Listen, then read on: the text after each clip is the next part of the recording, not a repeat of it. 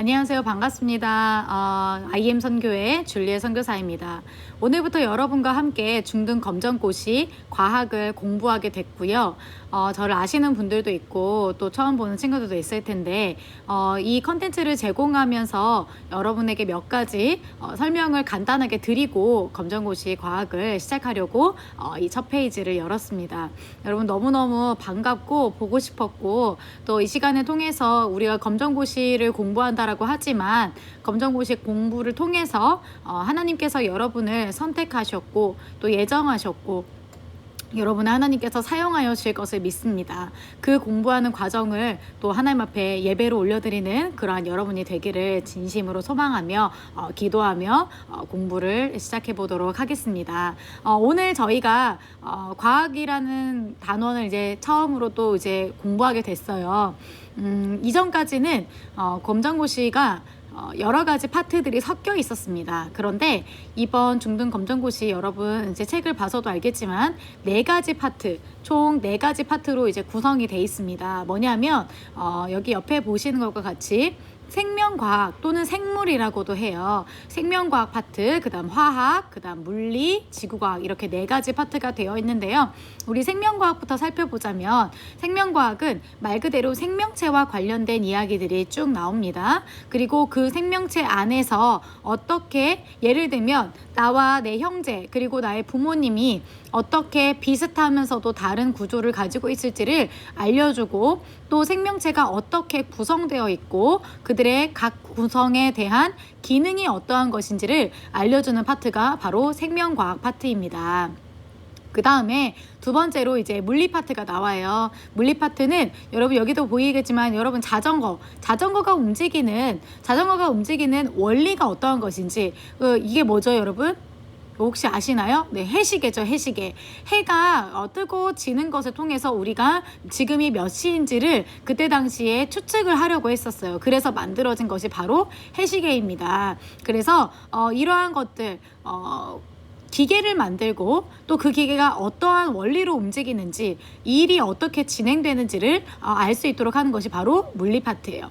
세 번째는 화학입니다. 여러분 화학 이렇게 그림만 봐도 보이듯이 어떤 화학이라고 하면 여러분이 이런 이미지를 많이 떠올려요. 뭐죠? 네, 실험하는 이미지. 그래서 실험을 해서 A랑 B랑 섞으면 C라는 물질이 나오는데 그 물질이 과연 우리에게 유용한 것인가 뭐 이런 것들도 할 수 있고요. 또 그렇게 해서 우리가 보이지 않는 세계라고 하죠. 우리가 겉보기에는 그냥 나무인 것 같고 겉보기에는 그냥 철인 것 같은데 그것이 왜 다를까 그런 것들을 이제 보이지 않는 세계 우리의 눈에는 아주 작은 그러한 원자 그리고 분자들의 세계를 알아가는 것이 바로 화학이 되겠습니다. 네 번째로는 지구과학입니다. 여기에서는 지금 하늘을 올려다보고 있지요. 하늘을 올려다봐서 하늘 넘어서에 있는 우주를 우리는 탐구하기를 인간의 그 호기심으로 인해서 계속해서 연구를 해왔고 그래서 달에 착륙했다 또 우리가 언제쯤이면은 우주 여행을 할 수 있다 등등의 갖가지 이야기들이 나와 있습니다. 그 이야기들이 나올 수 있기까지 어떤 과정들이 있었는지 또 우리가 그것을 가기까지 어떠한 내용들을 알아야 되는지를 먼저 살펴보는 시간. 그래서 지구는 어떻게 이루어져 있으며 지구의 내부도 또한 어떻게 이루어져 있는지 지구과학을 통해 살펴보고 또 지구 너머의 세계들을 우리가 함께 살펴보는 것이 바로 이번 검정고시 강의를 통하여서 이루어질 내용입니다. 여러분 중등검정고시가 왜 중요하냐면 중등검정고시에 있는 내용을 기본으로 해서 고졸검정고시를 가는 거예요. 그리고 중졸검정고시는 고졸검정고시와 다르게 중학교 1학년, 2학년, 3학년의 모든 과정이 나옵니다. 고졸검정고시는 고등학교 1학년 과정밖에 나오지가 않아요. 그런데 더 세부적으로 나오게 됩니다. 그러면 중졸검정고시의 기초 지식을 바탕으로 고졸검정고시까지 가게 되고 또 우리가 지금 배우는 모든 검정고시 지식들은 다 정말 세상에 살아가기 위해서 필요한 지식들입니다. 이것이 그저 단순히 공부라고 또 시험을 보기 위한 도구로 하지 마시고 하나님께서 이 세상을 지으신 것을 또 세상 사람들이 어떻게 그것을 발견 구현했고 정의했는지를 또 알아가면서 우리가 이 땅을 하나님께서 다스리라 하시고 또 저희에게 많은 것을 허락해 주셨는데 그것을 채워가는 시간이 이 시간이 되기를 소망합니다. 자, 그러면 다음 페이지로 넘어가 볼게요. 네, 오늘은 첫 단원입니다. 첫 단원 바로 옆에 보면 써 있어요. 생물 다양성과 분류입니다. 생물이 얼마만큼 다양한지 그리고 그 다양한 것을 어떻게 분류하는지 여러분 만약에 여러분 장난감 가게나 또는 장난감들이 많이 있는 놀이터 같은 곳을 가본 적이 있을 거예요. 그러면 어떻게 되죠? 장난감들이 여러 가지가 막 섞여 있는 것들을 볼 수 있어요. 그렇지만 우리는 그 섞여 있는 장난감들을 분류하라 라고 하면 어떤 친구들은요, 플라스틱 장난감, 그리고 자석으로 된 장난감, 그리고 털로 된 장난감, 여러 가지 것들을 또 나누고 또 큰 장난감, 작은 장난감 여러 가지로 우리가 분류를 나눌 수가 있는데 만약 이 땅에 있는 모든 생명체를 그렇게 분류한다면 어떠한 분류의 기준으로 나누게 되는지 그런 것들을 배우는 시간이 이 시간입니다. 자, 그래서 12페이지를 한번 같이 살펴보도록 하겠습니다. 자, 생물 다양성 한번 같이 살펴볼 텐데요. 어떤 생태계나 특정 지역에 살고 있는 생물의 다양한 정도, 이 정도를 바로 생물 다양성이라고 합니다. 그래서 생물 다양성이 높다는 건 그만큼 다양한 종의 생물이 고르게 분포한다는 것을 의미하는데 여기에서 살펴보면 우리가 알 수 있듯이 생물 다양성의 범주라고 하는 것은 결국에는 무엇을 뜻하냐면 범위를 뜻합니다. 범위라고 말을 하는데 여기다가 별표 한번 2개 쳐볼게요.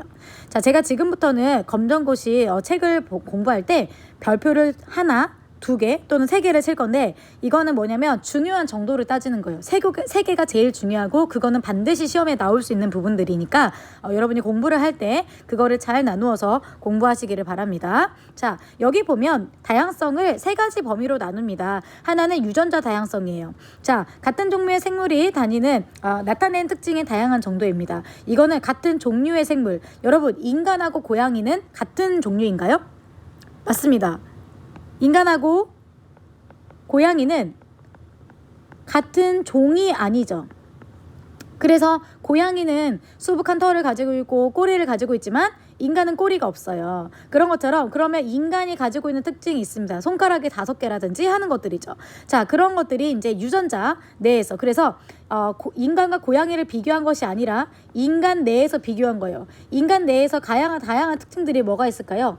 키에 대한 것들, 그쵸? 큰 키, 작은 키 또는 뭐가 있을까요? 네, 외모적인 부분에서 여러분 이런 거 되게 중요하게 생각하는 친구도 있어. 쌍꺼풀이 있냐 없냐 이런 것들도 이제 할 수 있다는 거죠. 그리고 또 폐활량이 좋은가 좋지 않은가 이것도요 유전자에 따라서 조금 달라지거든요. 그런 것들을 나타내는 게 바로 유전자 다양성이고, 자, 이렇게 달라질 때 바로 어떻게 될까요? 네, 멸종 위험성이 낮은 것들이 바로 살아남기가 쉬워. 이것을 위해서 유전자 다양성으로 나눕니다. 두 번째로는 종 다양성이에요. 종 다양성은 특정 지역에 사는 생물의 종류가 다양한 정도 이렇게 이야기했습니다. 그 얘기는 무슨 얘기일까요? 자, 예를 들어서 내가 생물의 종류가 특정 지역, 여러분의 지역에 한번 생각해 봅시다. 우리 지역에는 고양이도 있고 개도 있고 뭐 사람도 있고 다람쥐도 있고 해, 이렇게 이야기하는 것들, 그런 게 바로 종 다양성이에요. 그런데 어떤 곳에는 물고기가 없을 수 있어요. 그쵸? 물이 있는 곳에는 물고기가 살지만 물이 없는 곳에 물고기가 살 수 없죠. 이런 것들. 그래서 종류가 다양한 것, 이런 것들을 이야기할 때 종 다양성을 이야기합니다. 또 세 번째로 무엇이 가죠? 생태계 다양성이에요. 자, 생태계 다양성이란 산림, 습지, 초원 등의 생태계가 다양한 정도이다. 그래서 산림, 습지, 초원 이렇게 생태계 자체가, 환경 자체가 다른 정도에 따라서 생태계 다양성을 의미합니다. 우리나라 같은 경우에는 산림도 있고 습지도 있고 초원도 있고 여러 가지가 많이 있지요. 그래서 이러한 생태계가 다양할수록 어떻게 될까요? 생물 다양성이 높다라는 것을 말할 수 있죠. 자, 생물 다양성 과정을 한번 살펴보겠습니다. 자, 한 종류의 생물 무리에서 다양한 변이가 있어요. 변이라는 건 다양하게 변하는 정도인데 이렇게 환경에 알맞은 변이를 지닌 생물이 더 많이 살아남게 됩니다. 예를 들어서 어떤 고양이가 있어요. 근데 그 고양이가 제가 자꾸 고양이 얘기를 하는 이유가 저희 집에 고양이를 키운 적이 있어가지고 그래요. 자, 흰 고양이가 있고 한번 이야기해 볼게요. 자, 흰 고양이와 검은 고양이가 있다고 해봅시다. 그런데 그 지역이 어떤 지역이냐면 공장지대예요. 그래서 공기도 탁하고 약간 좀 어두컴컴한 거예요.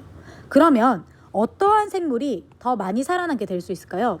흰 고양이와 검은 고양이가 있을 때, 자, 왜 그러냐면 이 흰 고양이와 검은 고양이를 잡아먹는 어떤 동물이 있다고 해봅시다. 그러면 누가 눈에 더 잘 띄어요? 흰 고양이가 눈에 더 잘 띈다, 이런 이야기예요. 그러면 흰 고양이들은 점점점 없어질 것이고 검은 고양이들이 그래도 살아남을 확률이 높겠죠. 왜냐하면 눈에 띄지 않으니까. 이런 걸 바로 환경에 알맞은 변이라고 예를 들어 이야기하는 겁니다. 그러면 이 검은 고양이의 유전자가 계속해서 전달이 되겠죠. 그리고 이것이 긴 시간 동안 반복이 되면 원래 생물과는 특징이 다른 생물이 나타나서 검은 색깔이 많은 그러한 고양이들이 앞으로 많이 생겨날 거야 라고 이야기하는 거죠. 이것이 바로 생물 다양성의 이제 과정에서 나타나는 현상들이고, 검은 고양이였는데 이제 어떤 것도 나타날 수 있을까요? 네, 회색 고양이도 나타날 수 있고 갈색 고양이도 흰색보다는 이러한 고양이들이 더 많이 살아남을 수 있겠구나 라고 하는 거죠. 자, 그 다음에 생물 다양성 보전을 보면 우리 생물 다양성들이 그러면 이 다양성이 지켜지는 것이 중요할까요? 아니면 중요하지 않을까요? 당연히 중요하죠. 왜냐하면 생태계가 안정적으로 유지되기 위해서는 다양한 특징들의 생물체가 많이 생겨나는 것이 좋기 때문이에요. 그래서 다음 페이지를 한번 넘겨볼게요. 자, 한 표가 있습니다. 이 표에 보니까 생물 다양성이 낮은 생태계, 생물 다양성이 높은 생태계 이렇게 돼 있어요. 여기를 보면 자, 이렇게 라인이 딱 하나밖에 없어요. 그쵸? 그래서 생물 다양성이 낮은 생태계는 이런 이제 줄들이 여러분 여기 보세요. 여기 같은 경우에는 어떻습니까? 굉장히 다양하고 복잡하고 여러 가지가 얽혀 있는 것들을 볼 수 있어요. 이러한 줄들을 우리가 무엇이라고 부르냐면 먹이 사슬이라고 합니다. 먹이사슬. 그런데 이 먹이사슬이 지금 여기는 어떻습니까? 굉장히 단순한 형태예요. 그런데 생물 다양성이 높은 생태계는 어떻습니까? 굉장히 복잡하죠. 자, 단순하고 복잡한 이 친구들을 한번 살펴봅시다. 단순한 친구들은요, 만약에 메뚜기가 죽었어요. 어느 날 이제 메뚜기들이 몰살을 당한 거예요. 그러면 개구리는 뭐밖에 못 먹습니까? 메뚜기밖에 못 먹는다는 뜻이거든요. 이렇게 올라가는 게. 근데 메뚜기가 없으니까 누가 죽을 수밖에 없냐면 개구리도 죽을 수밖에 없고, 개구리가 죽으니까 개구리만 먹고 사는 뱀도 죽을 수밖에 없는 거예요. 이렇게 되면 굉장한 위기가 찾아오죠. 그러나 복잡한 이 부분을 한번 보면 여러분 어떻게 되겠습니까? 자, 여기서는요, 예를 들어서 풀을 먹는 이 메뚜기가 죽었습니다. 근데 그렇다고 해서 이제 개구리 같은 경우에가 꼭 죽는 것은 아니게 될 수 있어요. 왜냐면 사실은 여기에 이제 나타나진 않았지만 개구리가 모기도 먹고요, 여러 가지 곤충들을 많이 먹거든요. 그러면 이 곤충들을 개구리는 먹고 살면 되기 때문에 그렇다고 해서 개구리가 죽지 않아요. 그러나 설령 이게 없다고 하더라도, 그래서 개구리가 죽었다고 하더라도 부엉이가 죽지는 않는 거예요. 그리고 또 뱀이 죽지는 않아요. 왜요? 뱀이 지금 이렇게, 뱀은 토끼도 먹을 수 있고 들쥐도 먹을 수 있고 이렇게 되는 거예요. 그러면 개구리가 없다 하더라도 뱀은 들쥐나 토끼를 먹을 수 있기 때문에 뱀은 살아남게 된다는 거죠. 그래서 복잡한 이 생물 다양성, 이렇게 생물 다양성이 높은 생태계 같은 경우에는 복잡하기 때문에 어떻게 됩니까? 안정적으로 유지될 수가 있게 되는 거예요. 자, 그러면 여기까지 그 다음 페이지 한번 보도록 하겠습니다. 자, 이러한 생물 다양성들이 위기가 찾아왔습니다. 왜 위기가 찾아왔다고 할까요? 그만큼 위험한 요소들이 있을 때 우리는 위기가 찾아왔다고 하는데요. 자, 4가지가 있습니다. 여러분, 4가지. 자, 처음에는 무엇이 있습니까? 서식지의 파괴. 인간이 무분별하게 개발을 했습니다. 어떤 부분을 개발을 했습니까? 산도 개발을 한다고 했어요. 그쵸? 산이라든지 그리고 또 강도 많이 개발을 했고 바다도 개발을 했습니다. 이렇게 되면서 수많은 서식지가 파괴됐어요. 이렇게 서식지가 파괴되면 1차 소비자라고 1차 생산자라고 하는 식물체라든지 그리고 또 아주 작은 미생물들이 살 수가 없게 됩니다. 그러면 이런 미생물들이 살 수 없게 되면 또 여러 가지의 생물체들이 죽기까지 이르게 되기 때문에 그렇습니다. 그런데 한 가지가 아니라 여러 종류가 함께 파괴될 수가 있게 되는 거예요. 두 번째로 외래종이에요. 외래종이라는 게 무엇이냐면 외국으로부터 들어온 유입되어 온 종류의 생물들이 본래 서식지를 벗어나서 생존하게 된 생물로 천적이 없습니다. 여기 뭐라고 나오냐면 천적이 없다. 이 천적이 뭐냐면 잡아먹는 거예요. 잡아먹는 동물인데 자기를 잡아먹는 동물이 없어요. 그러니까 어떻게 될까요? 계속해서 늘어나게 되겠죠. 그런 친구들이 이제 가장 대표적으로는 황소개구리나 베스 이런 것들입니다. 세 번째로는 남획이라고 하는 거예요. 남획은 뭐냐면 과도한 사냥과 밀렵으로 여생동물의 개체수가 감소하게 되는 경우가 있고요. 그 다음에 네 번째로는 너무 중요하죠. 환경오염입니다. 인간의 활동에 의해서 대기라든지 수질이라든지 토양이라든지 하는 아까 말했던 사실 서식지하고 굉장히 비슷한 부분인데 여기가 이제 오염이 되는 거예요. 오염이 되면서 환경 변화에 민감한 생물들이 사라지게 되는 것입니다. 대표적으로 여러분 예를 들어 설명을 해보면 물은요 여러분 민물이라고 해요. 민물에 급수라는 게 있습니다. 급수가 예를 들어서 1급수 에만 사는 애들이 있어요. 그런 친구들이 이제 여러분 알고 있는 송사리나 이런 친구들도 좀 깨끗한 곳에서만 살아야 되거든요. 그런데 1급수라는 건 매우 깨끗한 물을 의미해요. 근데 개발을 하면 이 깨끗함이 없어지겠죠. 그러니까 어떻게 되냐면 깨끗한 곳에서 사는 애들 자체가 다 죽게 되는 거예요. 그래서 우리가 여러분 알고 있지만 뭐 천연기념물이라든지 이런 말 많이 들어봤죠? 이런 것들이 왜 그렇게 되는 거예요? 네, 이 네 가지 생물 다양성의 이 위기로 인하여서 많은 이제 생명체들이 천연기념물로 남아버리게 되는 형태가 된 것입니다. 마지막으로 이제 생물 다양성의 보존을 위하여서 그러면 우리는 어떤 노력을 기울여야 할까 이런 부분인데요. 바로 첫 번째 같은 경우에는 우리가 사회적 노력을 들 수 있어요. 자, 사회적 노력. 어떤 사회적인 노력이 있습니까? 서식지를 어떻게 해줘요? 네, 이어주고 그리고 또 서식 공간을 조성해주는 노력을 하게 되고요. 두 번째로는 국가적 노력으로는 나라의 차원에서 노력을 한다라는 거예요. 뭐가 있습니까? 국립공원을 지정해줘서 그 공원을 지정하고 멸종위기종들을 관리해주는 이런 일들을 하게 된다는 거죠.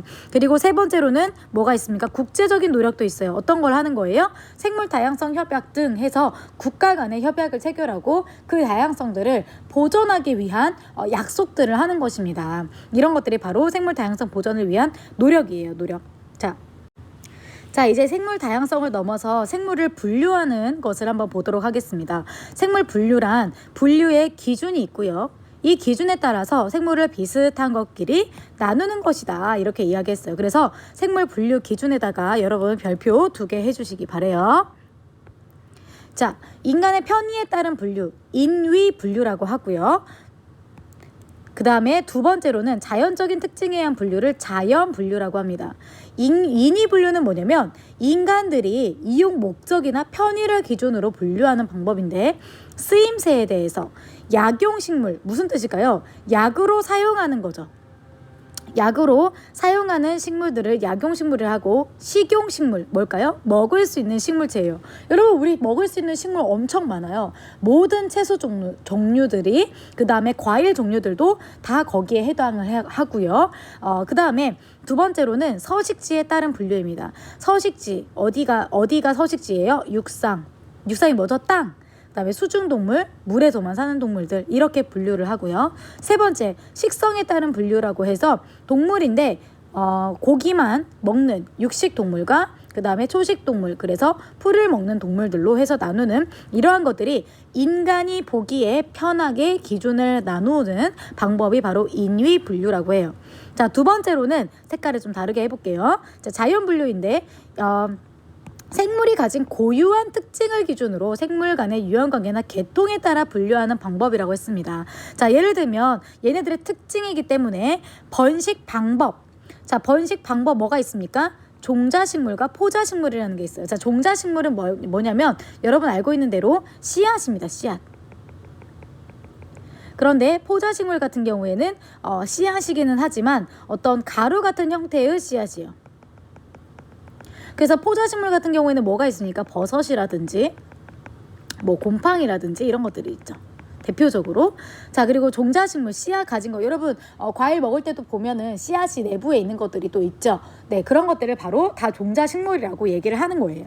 자, 그 다음에 구조에 따른 분류라고 해서 척추동물과 무척추동물. 여러분 척추동물에는 뭐가 있습니까? 어류도 척추동물이죠. 여러분 물고기 먹으면 가운데 뼈 있어 없어요? 있죠. 그런 것들 다 척추동물이라고 하고요. 뭐 어류, 그 다음에 양서류, 조류, 새 그리고 포유류, 이런 것들이 다 척추동물입니다. 말 그대로 등뼈가 있는 거예요. 근데 등뼈가 없는 것들이 있어요. 무척추동물. 뭐가 있을까요? 네, 뭐 오징어라든지 하는 것들 있잖아요. 그런 것들이 바로 무척추동물에 해당하는 거예요. 그러니까 이거는 척추동물에 이제 예를 들어서 아까 물고기를 제가 얘기를 했어요. 얘는 척추동물이다. 그런데 오징어는 아니거든요. 그러니까 둘 다 물에 살지만 구조에 따라서는 또 다르게 될 수 있는 거예요. 자, 그 다음에 생물의 분류 단계라는 것이 있습니다. 이렇게 분류를 했는데요. 또 뭐가 있냐면 이 분류를 단계별로 나눴다는 거예요. 그 얘기는 뭐냐면 생물이 분류를 할 때 생물 간의 멀고 가까운 관계를 밝히기 위해서 이렇게 나누었다라고 했습니다. 그래서 생물을 가장 작은 범주인 종에서부터 점차 큰 범주로 묶어서 단계적으로 나타낸 것이니까 한번 생각을 해봅시다, 여러분.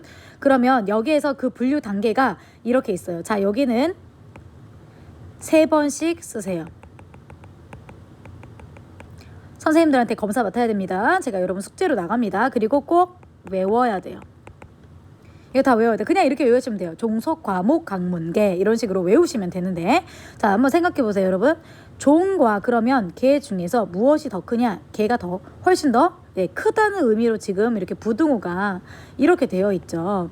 그래서 예를 들어 호랑이라는 아이는 호랑이라는 종입니다. 그러나 얘는요 표범 속이에요.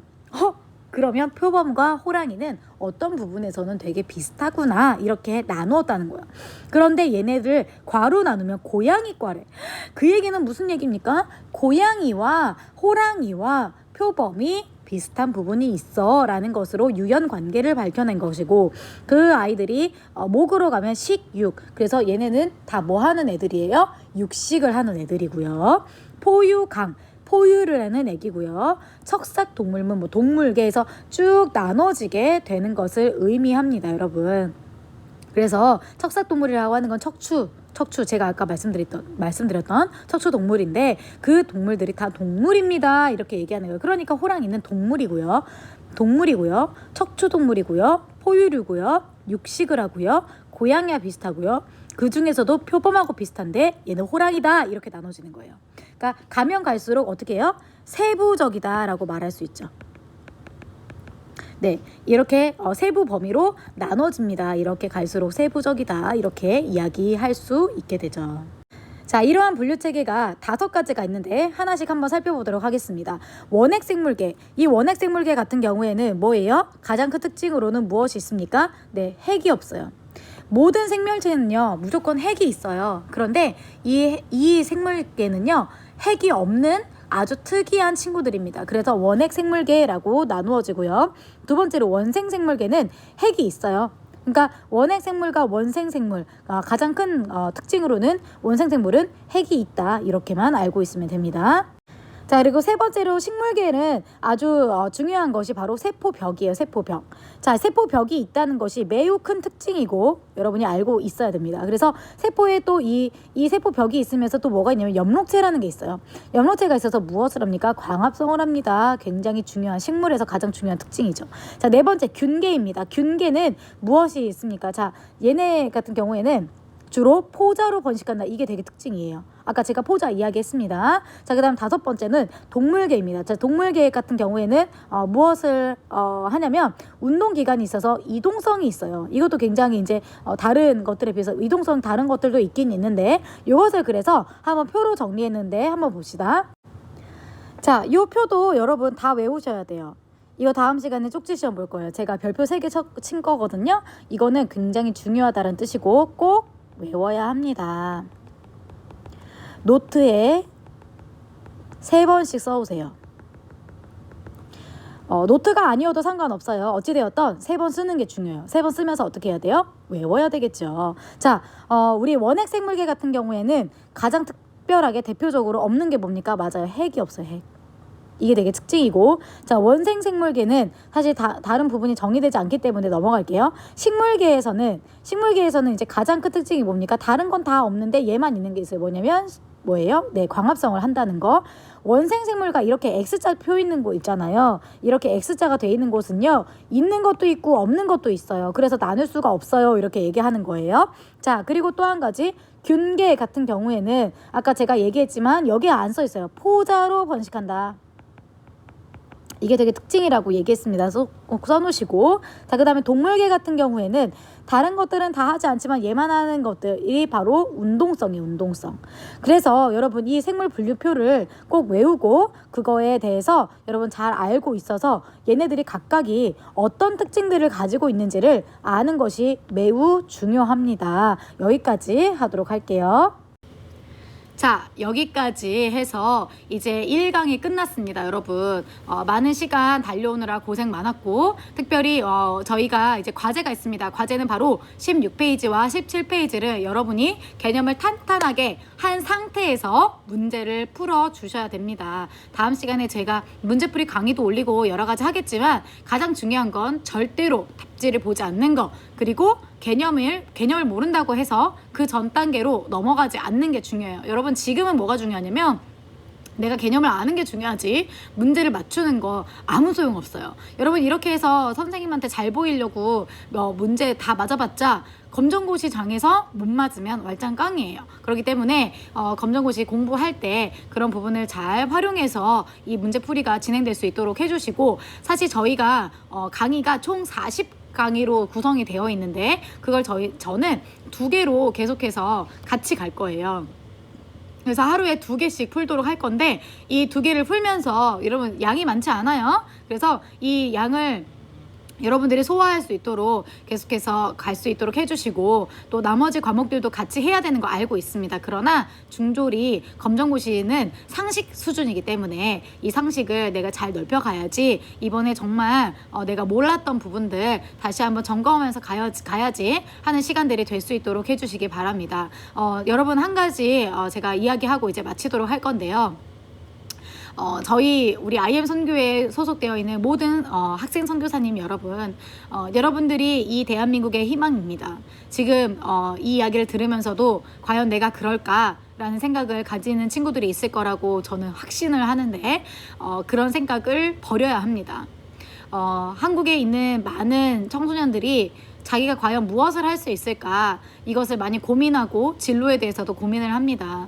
그런데 제가 여러분한테 진짜 고민해야 된다라고 해주고 싶은 부분이 있어요. 그건 바로 무엇이냐면, 여러분이 살아갈 이 땅을 두고 고민해야 합니다. 여러분이 공부해서 앞으로 20대 30대가 되어져서 나아가야 할 이 나라를 위하여서, 그리고 하나님 나라를 위하여서 고민을 하다 보면 여러분이 하나님께서 맡겨주신 영역이 무엇인지 반드시 보일 것입니다. 그리고 그걸 위해서 고군분투할 때 가장 기본이 되는 게 바로 이런 지식들이 될 거예요.